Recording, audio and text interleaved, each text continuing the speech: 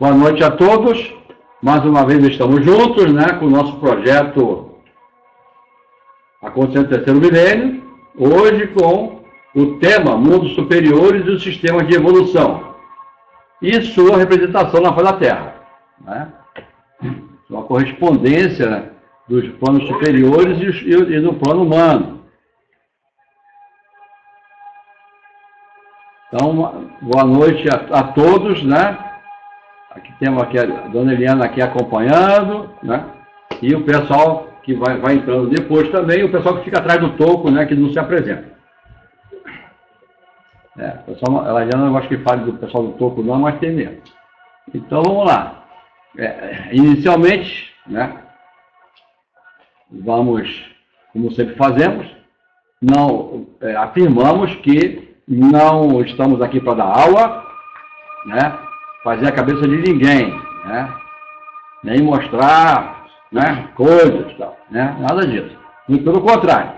Nós estamos aqui para mostrar uma experiência, um conhecimento, né? E vamos chegando lá através da sabedoria inicial das idades. Então, mundos superiores e o sistema de evolução e sua representação na face da Terra. As tradições mitológicas de todos os povos falam de mundos superiores, os mundos subterrâneos, de um país encantado ou terra sagrada, onde os ideais de humanidade encontram-se realizados, né?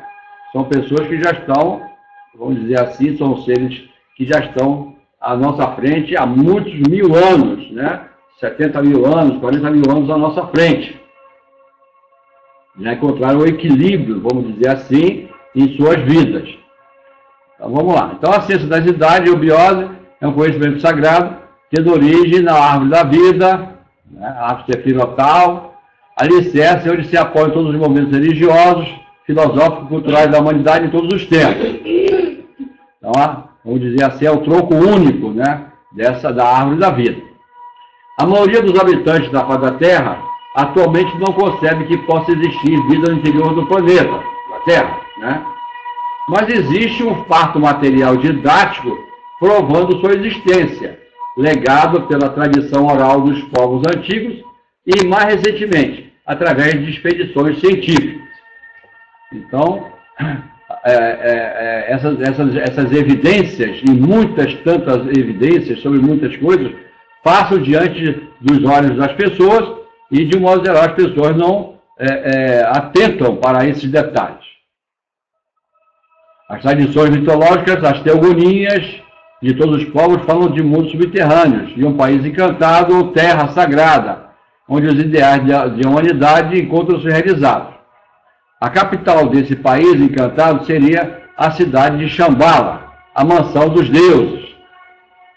Então vamos lá devagarinho. Os persas chamavam-na de Alberde ou Ariana Velho. Os hebreus de Canaã.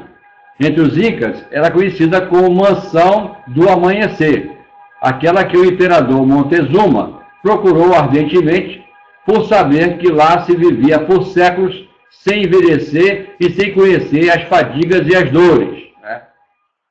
Esse material tem uma quantidade muito grande no YouTube, né? Você procurando lá, vai encontrar, além de desenhos para as crianças, também estudos científicos falando sobre tudo isso aí. Então não é novidade nenhuma, né, no nosso meio, entre os estudiosos, né, de esoterismo, da espiritualidade, entre outras coisas. Os espanhóis acreditavam que tal cidade se achava nas Américas e denominaram-na de Eldorado. Aqui chegando, ficaram sabendo que tal cidade era conhecida dos indígenas pelo nome de Manoa, ou a cidade dos telhados resplandecentes, ou de prata, cujo rei usava vestes de ouro, né? O calçamento, coisa e tal, mostra, né, que os telhados, o calçamento, a rua do modo geral, eram calçadas em ouro. Pode dar uma olhadinha lá no portal de Aquário, na página da eubiose, onde falamos sobre cosmogênese e antropogênese. Conta a história que quando o rei Arthur, que foi organizador da Távola Redonda, na atual Inglaterra, foi ferido mortalmente numa batalha assim se despediu de seu amigo Belové. Vou para a terra onde não chove, não cai granizo, onde não há doenças, nem se morre. Ele está dizendo que ele vai para o local de origem dele, né? Nas tradições nórdicas da antiga Germânia, tal lugar é Valhalla, o Vale de Alá, para onde os guerreiros, os heróis, eram conduzidos pelas valquírias, cuja lenda inspirou o compositor Wagner a escrever suas monumentais e iniciáticas obras. É a terra do eterno mistério, o centro do grande desconhecido. Vamos caminhando.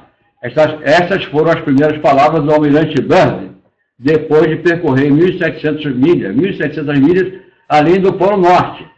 Ele acabara de ver o que nenhum outro homem jamais vira antes. Continentes, mares, rios, montanhas, florestas e animais, num clima ameno, ideal de 24 graus, nem muito quente, nem muito frio. Tudo isso numa região até então totalmente desconhecida, não registrada em nenhum mapa. Olha só, quer dizer, isso aí sobre nossas barbas, né? E os seres humanos não tinham ainda percebido. Não tanto assim como o pessoal do Tibete na época, que já se falava, o islamismo, o brahmanismo, então, já se falava dessas coisas.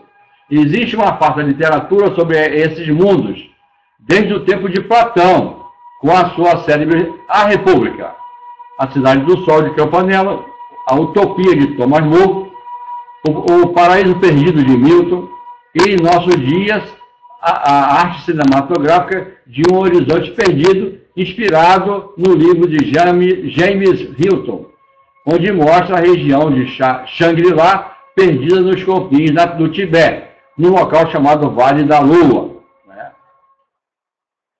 É dito que aqueles seres, aquelas pessoas da época lá, se comunicavam com esses seres que estão nos mundos subterrâneos. No livro A Terra Oca, do professor Raymond Bernard, existe um desenho de como seria esse mundo. E num trecho ele diz que os exploradores do Ártico, à medida que marcham para o norte, encontram elevação de temperatura, mares abertos e não congelados. Acho que os americanos já se interessaram muito de mexer pelo lado de lá, né? De olhar, coisa e tal, e tiveram boas surpresas. A partir de 79 para 80 graus de latitude norte, os animais migram para o extremo norte, no inverno, em busca de melhor clima. Quanto mais se vai para o norte, aumenta a quantidade de vida animal de clima tropical, tais como pássaros, borboletas, mosquitos e outros insetos, que não existe desde o sul do Alasca e Canadá. Aí tem um mistério aí, né? Por que os animais vão para lá, né? Vão mais para o norte. A agulha da bússola fica muito agitada até tomar a posição vertical. Por isso, as rotas aéreas não sobrevoam o Polo Norte, mas contornam-no. Porque se voassem em linha reta, penetrariam na abertura em vez de voltar para o Equador. Há uma grande população habitando a parte interior do planeta, da Terra, com uma civilização muitíssimo adiantada, né? Os pessoal a maioria deles são remanescentes atlantes. Atualmente já se observou que o polo magnético não é um ponto, mas sim uma linha, né? Que fica na abertura, né? Fica na borda. Fosse um ponto e seria o centro ideal da abertura polar. Então a tal Arca de Noé, vamos dizer assim, né? Justamente são essas cidades, esses locais, né? Onde se refugiaram os remanescentes atlantes, né? Vamos dizer assim. Os mundos subterrâneos, ou mundos interiores, de infera, interior, e não de má qualidade, não existiam até o final da quarta raça-mãe, né? Quer dizer, a raça atlântica, por não ter necessidade, pois a divindade convivia com os seres humanos. Mas a partir da catástrofe atlântica, isso não foi mais possível, e então os magos brancos obrigaram os magos negros, os elementais, esses seres todos, né? Vamos ver o que fizeram, que foram responsáveis pelo desastre a construir as cidades no interior da Terra. E lá passou a habitar o governo oculto do mundo, fazendo aparições na face da Terra para auxiliar a humanidade na sua marcha evolutiva, pois ela havia ficado viúva dos deuses, vitimada pelos seus próprios erros e abusos, né? Então, de lá partem os seres de alta hierarquia espiritual, aí vamos dizer assim, os avataras, né? E vêm para a superfície alimentar mais o conhecimento humano, né? Dinamizar, empurrar, né? Vou dizer assim, o progresso e a evolução da humanidade. A partir daí, o esquema passou a ser o seguinte: na face da Terra é o lugar da ação, onde a mônada evolui, o espírito, como queiram, né? A individualidade, transformando vida em energia em vida consciência. Submundo ou mundo de Badagas constitui um mundo intermediário de expectativa, uma espécie de sono com sonhos, para a recapitulação de toda a evolução daquele que para aí vai, ou seja, aqueles que superam os ciclos de renascimento e morte, né? Então aqui as pessoas comuns, né? Comuns no sentido de as pessoas que estão atrasadas evolucionalmente, espiritualmente, elas ficam no aura da Terra, elas ficam na superfície, né? Depois do fenômeno morte. E daí parte para a reencarnação e tudo mais. Já para esses mundos, já vão pessoas mais preparadas. Mundo de Duarte ou o mundo da tradição, dos museus e das bibliotecas. É neste mundo que se encontra todo o acervo relativo à verdadeira história da humanidade, né? Tudo que é feito na humanidade, né, vamos dizer assim, é levado uma cópia para lá. Duarte é constituído de 7 enormes galerias subterrâneas, que parte de uma oitava, onde se acha o templo do Cajá. Nessas galerias subterrâneas é que se encontram enormes bibliotecas, cada galeria relacionada com uma tônica do conhecimento, onde se conserva na íntegra o tesouro bibliográfico de toda a humanidade, de todos os tempos.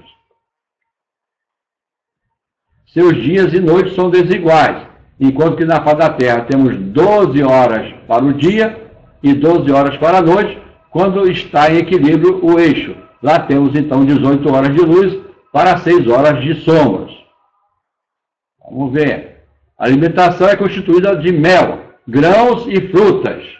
A vida é muito simples, sendo que nos quartos tem apenas uma cama, né? Esses são os adeptos, as pessoas que não têm família, né? Então essas pessoas têm um quarto, tem uma cama, uma mesa, uma lâmpada e sem nenhum adorno para que a atenção não seja desviada, né? Então não usando qualquer tipo de adorno também pessoal. Geralmente a gente não usa, né? Crachazinho para cá, fitinha para lá, né? Coisa e tal. Então não existe, em todos os níveis sociais deles, eles não têm essas coisas, né? Para distinguir, para mostrar que é mais do que os outros. Mundo de Agartha. Agartha é, sem dúvida, a reprodução da Atlântida, com os seus 7 países do Ipas. Agartha se estende desde o Polo Norte até o Polo Sul, como se fosse a coluna vertebral da Terra.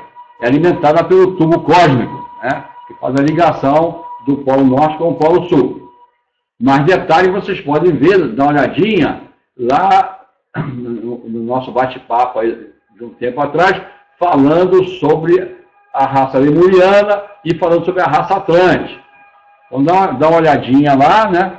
Que tem vamos dizer, a parte complementar desse nosso bate-papo. O tubo cósmico é conhecido como o eixo imaginário da Terra, mas na realidade nada tem de imaginário porque ele existe de fato e é tão concreto como a pedra da Gávea ou o pão de açúcar. Vamos nós. Na parte norte do globo terrestre é onde vibra a estrela polar, e essa estrela que emite energia para Agartha, a energia que penetra pelo tubo cósmico e se reflete no interior da Terra, no seu fenômeno de refração, ou seja, de retorno para a superfície, é que provoca auroras boreais.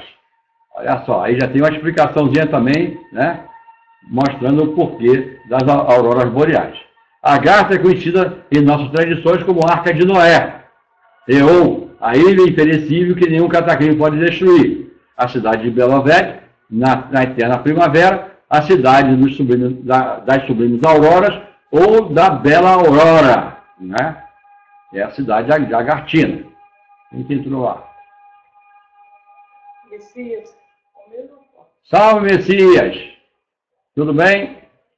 Seja bem-vindo. A Agartha é considerada museu do quarto sistema de evolução, ou do quarto dia da criação, pois de tudo que foi criado na face da Terra, seja no reino mineral, vegetal, animal ou mineral, lá tem um representante, né? Então, aquele caso daqueles assaltos em relação à biblioteca de Alexandria, aquelas coisas todas, esse material, na realidade, não foi perdido, porque já existia uma cópia, né, nessas bibliotecas que nós citamos. Nas 4 primeiras cidades temos os representantes daquilo que já foi criado. Na 5ª, aquilo que está em evolução. E na 6ª e 7ª, os modelos do futuro para serem trabalhados. Inclusive, os protótipos humanos já existem lá. Em Agartha não há noite, é eternamente luz. Os seres só se alimentam de prana. Já há quem diga que é também a atmosfera deles é feita de ozônio.